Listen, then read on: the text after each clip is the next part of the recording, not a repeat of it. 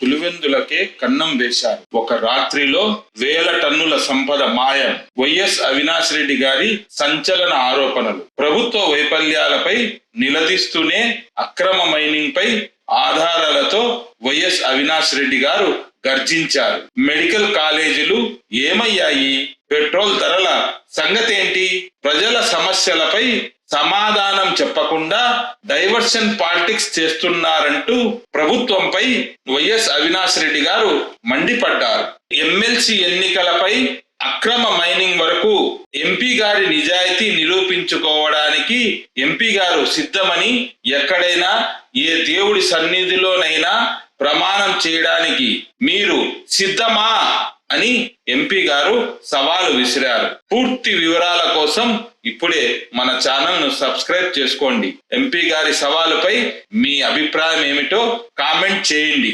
ఈ press meet లో ఆయన మాట్లాడిన ముఖ్యాంశాలు ఏమిటంటే, ప్రస్తుత ఆంధ్రప్రదేశ్ రాష్ట్రంలో పెండింగ్ లో ఉన్న మెడికల్ కాలేజీల నిర్మాణాన్ని పూర్తి చేయాలని, పెట్రోల్ డీజిల్ ధరలపై ఉన్న రాష్ట్ర పన్నులను వెంటనే తగ్గించి ప్రజలకు ఉపశమనం కలిగించాలని, అలాగే ఆరోగ్యశ్రీని, ఫీజు రియంబర్స్మెంట్ పథకాలను నిర్వీర్యం చేయకుండా చూడాలని జగన్మోహన్ రెడ్డి గారు ప్రభుత్వం దృష్టికి తీసుకువచ్చారని అవినాష్ రెడ్డి గారు పేర్కొన్నారు. జగన్మోహన్ రెడ్డి గారు ప్రజల సమస్యలపై సుదీర్ఘంగా మాట్లాడితే ప్రభుత్వం నుండి గాని, కూటమికి చెందిన నేతల నుంచి గాని కనీసం సమాధానం కూడా ఇవ్వలేని దుస్థితిలో ఉన్నారని, అదే విధంగా సమాధానం చెప్పకుండా రాజకీయ విమర్శలతో ప్రజల దృష్టిని మళ్లించే ప్రయత్నం చేస్తున్నారని ఎంపీ అవినాష్ రెడ్డి గారు విమర్శించారు. గత కొద్ది రోజులుగా అధికార పార్టీ నేతలు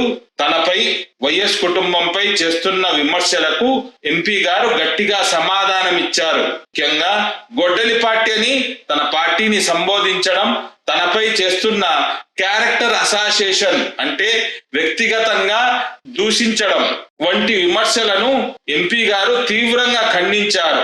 పులివెందుల ప్రాంతంలో జరుగుతున్న అక్రమ బైరటిస్ మైనింగ్, ఇసుక అక్రమ రవాణాపై ఎంపీ గారు ఆధారాలతో మాట్లాడారు. 2025 జనవరిలో ఒకే ఒక్క రాత్రిలో సుమారు 3000 టన్నుల బైరటిస్ ను అక్రమంగా తరలించారని, దీనిపై పోలీసులకు ఫిర్యాదు చేసినా పట్టించుకోలేదని ఎంపీ గారు ఆరోపించారు. ఎటువంటి పర్మిట్లు లేకుండా ప్రభుత్వ నిబంధనలకు విరుద్ధంగా ఒకే ఒక్క రోజులో ప్రజల సంపదను, ప్రభుత్వ నిబంధనలకు విరుద్ధంగా లక్షల రూపాయల విలువ చేసే ప్రజల సంపదను దోచుకున్నారని తీవ్ర స్థాయిలో ఎంపీ గారు ధ్వజమెత్తారు. ఇసుక మైనింగ్ అక్రమాలకు పాల్పడుతున్న వారిని భవిష్యత్తులో తప్పకుండా చట్టం ముందు తప్పక నిలబెడతామని, అధికారంలో ఉన్నంత కాలం టీడీపీ వాళ్ళు ఆడుతున్న నాటకాలు సాగుతాయని, ఎల్లకాలం వాళ్ళ ప్రభుత్వమే అధికారం, వాళ్ళ పార్టీనే అధికారంలో ఉండదని, దేవుని దయ, ప్రజల ఆశీస్సులతో ఖచ్చితంగా వైఎస్ఆర్సీపీ అధికారంలోకి వచ్చిన రోజు చట్టం ముందు వీళ్లను నిలబెట్టక తప్పదని, తప్పకుండా కఠిన చర్యలు తీసుకోవడానికి ప్రయత్నం చేస్తామని ఎంపీ వైఎస్ అవినాష్ రెడ్డి గారు నొక్కి ఒక్కానించారు. తన నిజాయితీని శంకిస్తూ తనపై గ్రేవ్ రిమార్క్స్ చేస్తున్న వారికి ఎంపీ అవినాష్ రెడ్డి గారు సవాల్ విసిరారు. ఎమ్మెల్సీ ఎన్నికల్లో తన పనితీరు గురించి, మైనింగ్ మరియు ఇతర ఆరోపణల గురించి ఎక్కడైనా ఏ దేవుని సన్నిధిలోనైనా అవసరమైతే కాణిపాకం లేదా ఇంకా తెలుగుదేశం నాయకులు సూచించిన ఏ ప్రదేశంలోకి వచ్చైనా ప్రమాణం చేయడానికి తాను సిద్ధమని, టీడీపీ వారు కూడా దీనికి సిద్ధమేనా అని ఎంపీ అవినాష్ రెడ్డి గారు సవాలు విసిరారు. రాజకీయ విమర్శల పేరుతో ప్రజల దృష్టిని మళ్లించడం మానేసి అభివృద్ధిపై దృష్టి పెట్టాలని ఎంపీ అవినాష్ రెడ్డి గారు సూచించారు. తాను మాట్లాడిన ప్రతి మాట వాస్తవమేనని, నిరూపణకు సిద్ధంగా ఉన్నానని ఎంపీ అవినాష్ రెడ్డి గారు స్పష్టం చేశారు. దీనిపై తెలుగుదేశం నాయకులు ఎలా స్పందిస్తారో వేచి చూద్దాం. ఇంకా ఎంపీ అవినాష్ రెడ్డి గారు ఏం మాట్లాడారో ఆయన మాటల్లోనే ప్రేక్షకులు వీక్షించండి. ఈ ప్రభుత్వం చేస్తున్న ఖర్చు, నిర్మాణాల వ్యయము అక్షరాల స్క్వేర్ ఫీట్ కు చదరపు అడుగుకు 20,400 రూపాయలు ఒక్కొక్క స్క్వేర్ ఫీట్ కు ఖర్చు పెడతా ఉందని చెప్పి స్పష్టంగా విత్ ప్రూఫ్స్ చూపించే కార్యక్రమం చేశారు. అదేవిధంగా అమరావతిలో ఏదైతే భవనాలకు అద్దాలకు ఖర్చు అవుతుందో ఆ అద్దాల ఖర్చు మాత్రమే పెడితే చాలు, మెడికల్ కాలేజీల నిర్మాణం పూర్తిగా రాష్ట్ర వ్యాప్తంగా పెండింగ్ లో ఉన్న మెడికల్ కాలేజీల నిర్మాణం పూర్తి చేసి ప్రజలకు అందుబాటులో తీసుకొని రావచ్చని కూడా చాలా స్పష్టంగా చెప్పారు. అదేవిధంగా ఇవాళ డీజిల్ పైన, పెట్రోల్ పైన, మనం పట్టుకునే పెట్రోల్ పైన ఆన్ అన్ యావరేజ్ రాష్ట్ర ప్రభుత్వము స్టేట్ ట్యాక్స్, రాష్ట్ర ప్రభుత్వం తీసుకునే పన్ను 33 రూపాయలు ఉంది.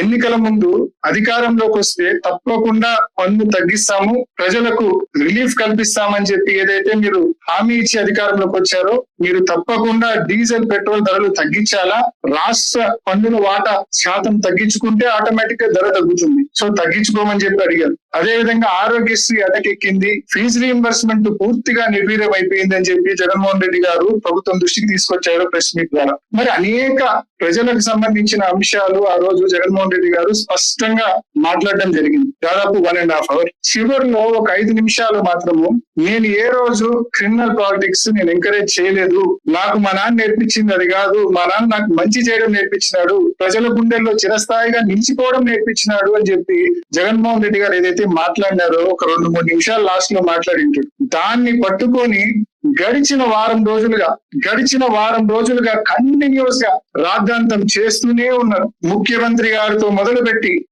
అది కూడా ఎందుకు జగన్మోహన్ రెడ్డి గారు చెప్పారంటే ఇటీవల కాలంలో గడిచిన కొన్ని వారాలుగా ముఖ్యమంత్రి గారు చీటికి మాటికి ఏ బహిరంగ సభకి వెళ్ళినా కూడా గొడ్డలి పార్టీ అని చెప్పి మా పార్టీని సంబోధిస్తూ వస్తున్నాడు. సో దానికి కౌంటర్ గా జగన్మోహన్ రెడ్డి గారు ఒక 3 నిమిషాలు ఎక్స్ప్లెనేషన్ ఇచ్చాడు. ఈ వారం రోజులుగా ముఖ్యమంత్రి గారితో మొదలుపెట్టి మంత్రులు, వాళ్ళ ఎంపీలు, ఎమ్మెల్యేలు ప్రతి ఒక్కరు కూడా స్వర్గీయ రాజారెడ్డి గారిని విమర్శిస్తారు, స్వర్గీయ వైఎస్ రాజశేఖర రెడ్డి గారిని విమర్శిస్తారు. విమర్శించడం కూడా ఈ జిల్లాకు సంబంధించిన నాయకులు చేసిన విమర్శలు మనం చూసినాం. నిన్నటి రోజు మరి ఎమ్మెల్సీ రామ్ గోపాల్ రెడ్డి గారు పెట్టిన ప్రెస్ మీట్ మనం చూసినాం. అదేవిధంగా 3 రోజుల క్రితం బీటెక్ రవి గారు పెట్టిన ప్రెస్ మీట్ కూడా మనం చూసినాం. బీటెక్ రవి, రామ్ గోపాల్ కూడా కేవలం జగన్మోహన్ రెడ్డి గారు 1.5 hours పాటు ఎన్నో పబ్లిక్ ఇష్యూస్ గురించి మాట్లాడినాడు. వాటి గురించి ముఖ్యమంత్రి దగ్గర నుంచి ఇక్కడ ఉండే బీటెక్ రవి వరకు ఒక్కడన్నా కనీసం ఆన్సర్ ఇస్తున్నాడా? ఒక్కడు కూడా ఆన్సర్ ఇవ్వడం లేదు. ప్రజలకు సంబంధించిన అంశాల పైన జగన్మోహన్ రెడ్డి గారు 1.5 hours మాట్లాడితే దాని మీద ముఖ్యమంత్రి దగ్గర నుంచి ఇక్కడ ఉండే రామ్ గోపాల్ రెడ్డి, బీటెక్ రవి వరకు ఒక్కడు కూడా దాని మీద ఆన్సర్ ఇవ్వడు. వేరాజ్ మీరు చేసిన పొలిటికల్ విమర్శకు ఏదైతే ఖండించినామో, ఏదైతే ఎక్స్ప్లెనేషన్ ఇచ్చినామో దాని గురించి ఒక వారం రోజుల పాటు ఇష్టం వచ్చినట్టు విమర్శలు, కేవలం డైవర్షన్ పాలిటిక్స్. మీరు మాట్లాడిన మాటలకు మీరు నోరు అదుపు తప్పి మీరు మాట్లాడిన మాటలకు మొన్న మా కార్యకర్తల మీటింగ్ లో నేను కౌంటర్ ఇచ్చిన. ఈ వాస్తవానికి జగన్మోహన్ రెడ్డి గారు మాట్లాడిన మాటల్లో తప్పేముంది? ఈ మాటలు జగన్మోహన్ రెడ్డి గారే కాదు, స్వయంగా బీటెక్ రవి గారే అన్నారు గతంలో. ఆయన అటువంటి ఆలోచనలు చేస్తే ఒక అర్ధ గంట కూడా నేను బతికున్నానని చెప్పి ఆయనే అన్నాడు బీటెక్ రవి గారు. సాక్షాత్తు మీరే వినండి. జాగ్రత్తగా ఉన్నాను. నేను ఏమని చెప్పా అంటే వాళ్ళకు అవతల అపోనెంట్ ముఖ్యమంత్రితో నేనేం జాగ్రత్తగా ఉండాలా? అతను అనుకుంటే ఏ క్షణంలో అతను మనసు పెడితే ఒక 1/2 hour నేనున్నాను. ఓకే, దానికి ప్రిపేర్ అయి ఉన్నారు, ప్రిపేర్ అయి ఉందా? అతను ఆలోచన దానికి రాకూడదు. వస్తే ఇప్పుడు ఫ్రాంక్లీ స్పీకింగ్ ఈ జోలికి వచ్చే ఆలోచన అతను రాకూడదని మీరు దేవుడు కోరుతారు. ఇంతే కదా, ఇదే మాట కదా బీటెక్ రవి గారు చాలా స్పష్టంగా చెప్పినారు. మర్చిపోయినాడు అనుకుంటా ఈ మాటలన్నీ కూడా. జగన్మోహన్ రెడ్డి గారు అటువంటి ఆలోచనలు చేయలేదు కాబట్టి ఈయన లాంటి వాళ్ళు ఇంత ప్రశాంతంగా నోటికి వచ్చినట్టు స్థాయి కూడా చూడకుండా మాట్లాడుతూ ఉన్నారు. అదే విధంగా నిన్న మధ్యాహ్నం మళ్ళా దీనికి ఖండనగా మళ్ళా ఒక ప్రెస్ మీట్ పెట్టారు. నేను మాట్లాడిన దానికి కౌంటర్ గా ప్రెస్ మీట్ పెట్టారు. ప్రెస్ మీట్ పెట్టి అనేక విమర్శలు, అనేక క్యారెక్టర్ అసాసినేషన్ తో కూడిన విమర్శలు చేసినారు. 1 by 1. అంటే నేను మాట్లాడిన దాంట్లో ఒకటైతే నాకు సంతోషం వేసింది ఏంటంటే సెల్ఫ్ గోల్ వేసుకున్నాడు. పూర్తిగా నేను విజయసాయి రెడ్డిని నువ్వు కలిసి వచ్చినావు, నీ పదవి అమ్ముతానని చెప్పి విజయసాయి రెడ్డి గారిని పెద్దలను నువ్వు కలిసి వచ్చినావు అని చెప్పి నేను అన్న మాటను ఏదైతే నేను 100% నేను నమ్మిన వాస్తవాన్ని, నాకు తెలిసిన వాస్తవాన్ని నేను మాట్లాడినాను, దాన్ని బలపరుస్తూ ఆయన ఏమన్నాడు, అనేక సార్లు విజయసాయి రెడ్డి గారిని వెళ్ళి కలిసి వచ్చాను, అనేక సార్లు మిథున్ రెడ్డి గారిని వెళ్ళి కలిసి వచ్చాను అని చెప్పి నేను చీకట్లో బాణం వేసినా కూడా దొరికిపోయాను. నాకు తెలిసిన విషయాన్ని నేను కొంచెం వరకే చెప్పిన, కానీ మిగిలిందంతా ఇతనే చెప్పుకున్నాడు. అనేక సార్లు మిథున్ రెడ్డి గారిని కలిసిన అంటాడు, అనేక సార్లు బీటెక్ రవి గారిని,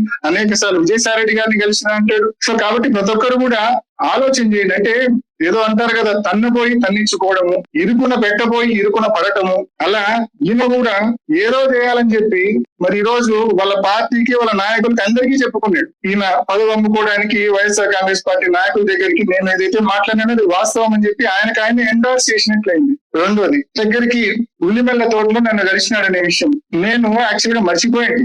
నాకు బాగా గుర్తు చేసినాడు. గుర్తు చేసినందుకు కూడా ఆయనకు నేను ధన్యవాదాలు తెలియజేస్తాను. బహుశా ఇది కూడా నేనే మాట్లాడేస్తే వాళ్ళ పార్టీలో ఆయనకు మిగిలిన కొంచెం క్రెడిబిలిటీ కూడా పోతుందన్న భయంతో, ఆందోళనతో నేను ఎక్కడ మాట్లాడతాను అని చెప్పి దాన్ని ప్రియంప్ట్ చేసుకోవడం కోసం, దాన్ని ఓవర్కమ్ చేసుకోవడం కోసం బహుశా ఆయనే మాట్లాడినట్టు ఉన్నాడు. ఉల్లిమెల్ల తోట అని అడుగుతున్నావా? ఎవరిదా ఉల్లిమెల్ల తోట?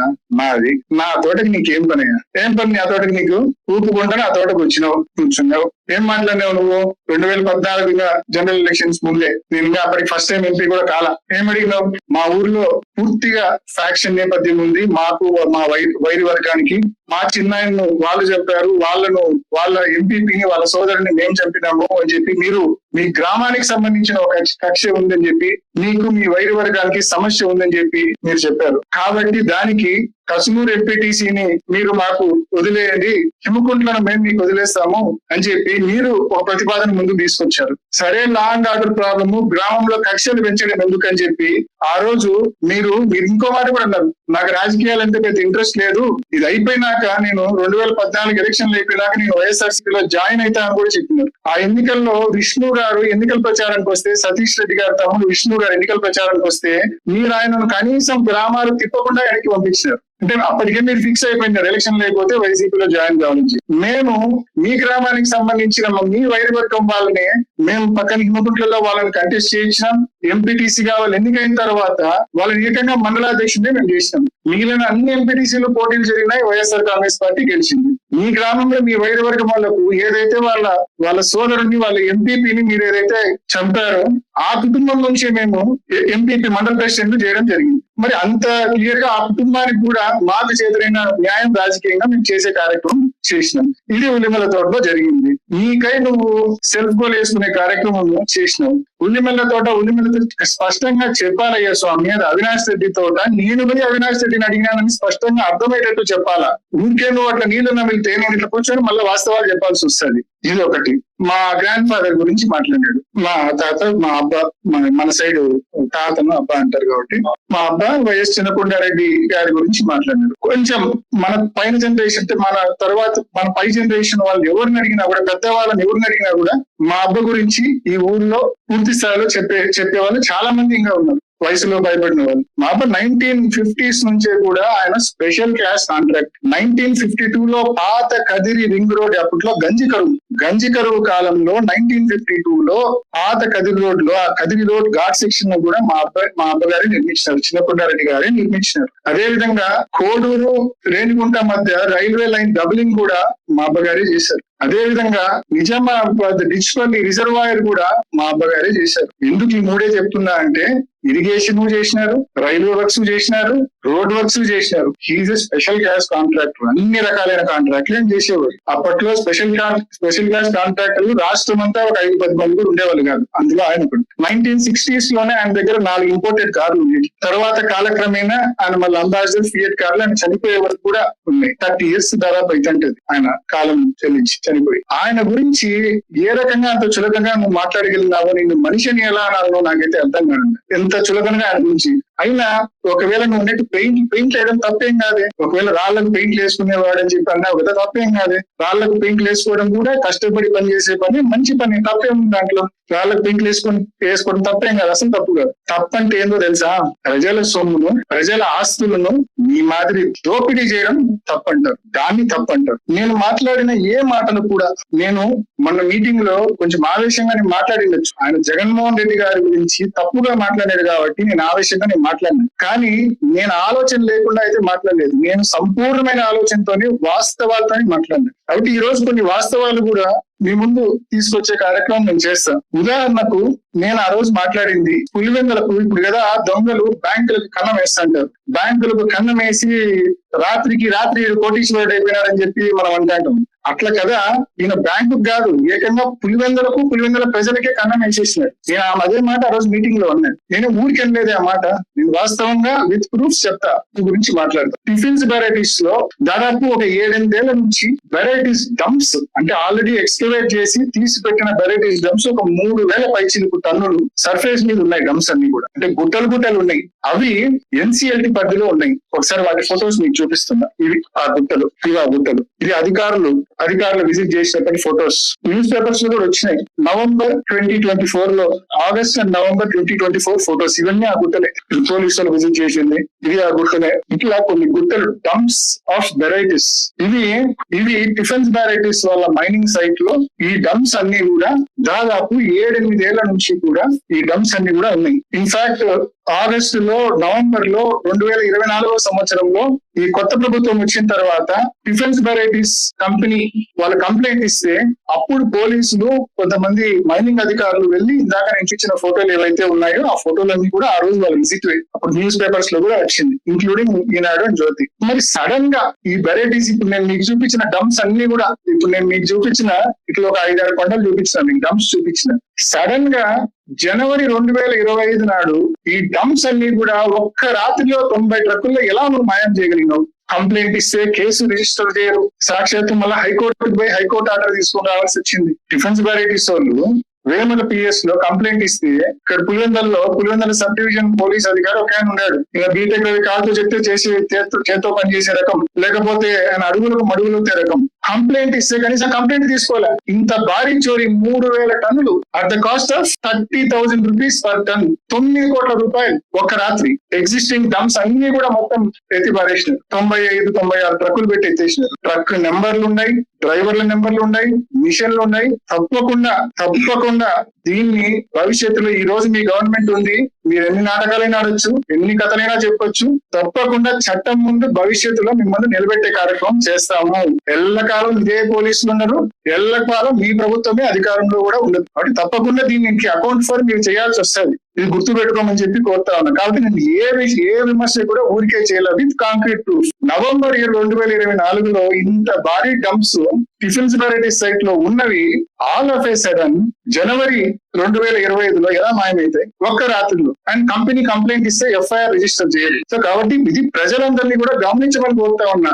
నేను ఏది ఊరికే మాట్లాడడం, సెకండ్ ఇసుక గురించి మాట్లాడినా, శాండ్ గురించి. శాండ్ కుమార కాలువ రీచ్ కి సంబంధించి మనము కంప్లైంట్ ఇచ్చాం. కుమార కాలువ రీచ్ కి సంబంధించి ఆ గ్రామ సర్పంచ్ గా పనిచేసిన శ్రీధర్ రెడ్డి గారు వెళ్లి మైనింగ్ అధికారులకు కంప్లైంట్ ఇచ్చినాడు, కలెక్టర్ గారికి కంప్లైంట్ ఇచ్చినాడు. At the same time RTI కింద సమాచార యాప్ కింద ఒక పిటిషన్ కూడా ఫైల్ చేసినాడు. స్పష్టంగా లాటిట్యూడ్ కోఆర్డినేట్స్ ఇచ్చాం. అసలు ఆ ప్రాంతంలో as per the verification of this office records there is no sand reach in respect of the Kumara Kalwa in the said area అని RTI మన సమాచార యాప్ కింద మనం పెడితే మనకు వచ్చింది. మరి అక్కడ శాండ్ రీచ్ లేదన్నప్పుడు ఈ ఫోటోలు ఆడి విత్ లాటిట్యూడ్ అండ్ లాంజిట్యూడ్, ఈ ఫోటోలు ఆడి ట్రక్కులు విత్ లాటిట్యూడ్ అండ్ లాంజిట్యూడ్ ట్రక్కుల్లో మిషన్ తో ట్రక్కుల్లోకి ఈ శాండ్ కూడా ఈ ట్రక్కుల్లో ఎక్కడికి పోతానో కూడా నా దగ్గర ఆధారాలు ఉన్నాయి. కాబట్టి ఖచ్చితంగా చట్టం ముందు నిలబెట్టే కార్యక్రమం చేస్తాము. దీనికంతా అకౌంట్ ఫర్ చేయాలి. ఇంతేకాదు, నిన్న మొన్నటి దాకా కొత్త CI వచ్చేంత వరకు కూడా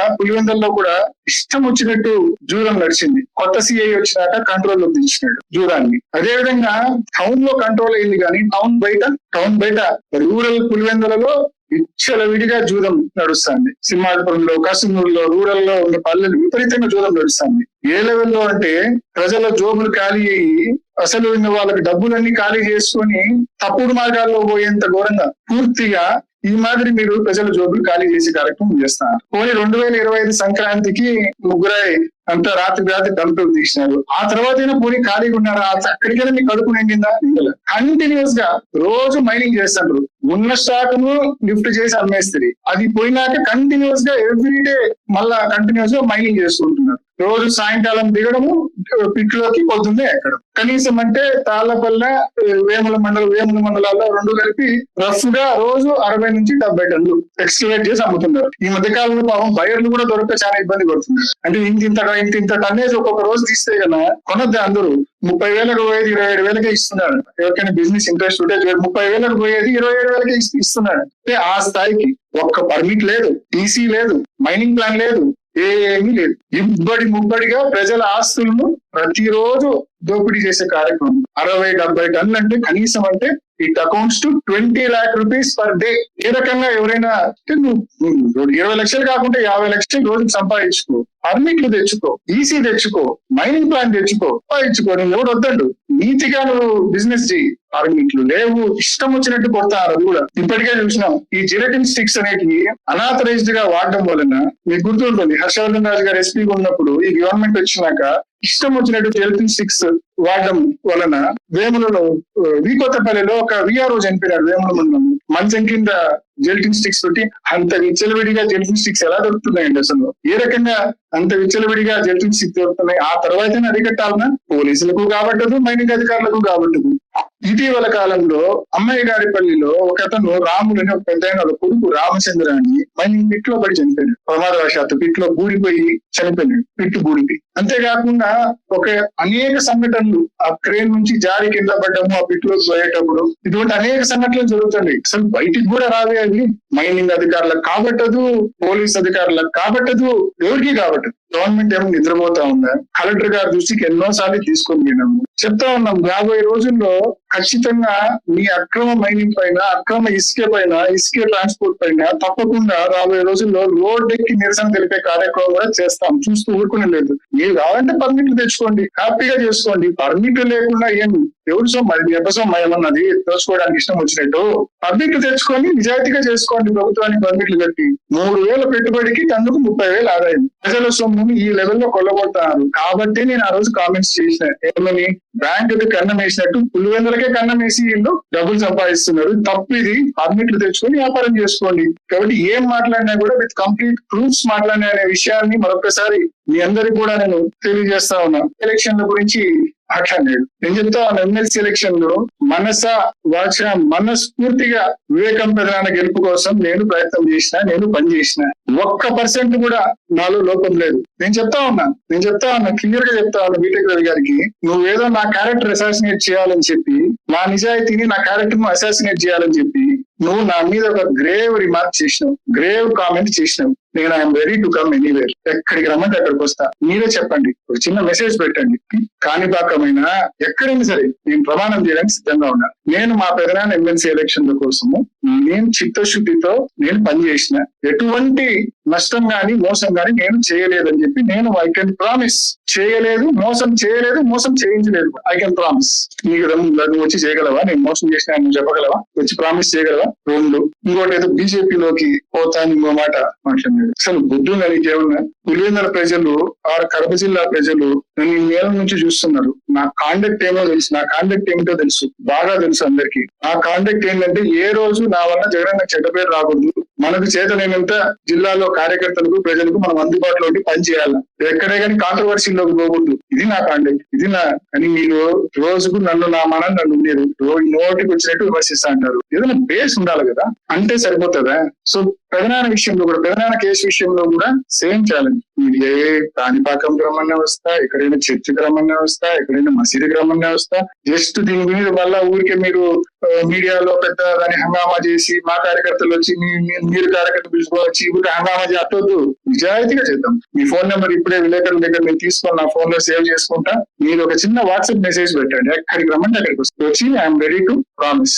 దేవుని సన్నిధిలో నేను ప్రమాణం చేయడానికి సంపూర్ణంగా సిద్ధంగా ఉన్నాను. ప్రధాన కేసు ఇష్యూ అయినా, నువ్వు మాట్లాడిన ఎమ్మెల్సీ ఎలక్షన్ ఇష్యూ అయినా, ఇంకా 2019 నుంచి 24 వరకు వెరైటీస్ నేను చేసిన, నేను దాని మీద కూడా రెడీగా ఉన్నా చేయడానికి. 1 kg వెరైటీస్ అయినా, 1 kg ఇసుకైనా, ప్రకృతి సంపద ఏది నేను రెడీ. దాని గురించి కూడా ఐఎమ్ రెడీ టు ప్రామిస్. మరి నువ్వు రెడీగా ఉన్నావా?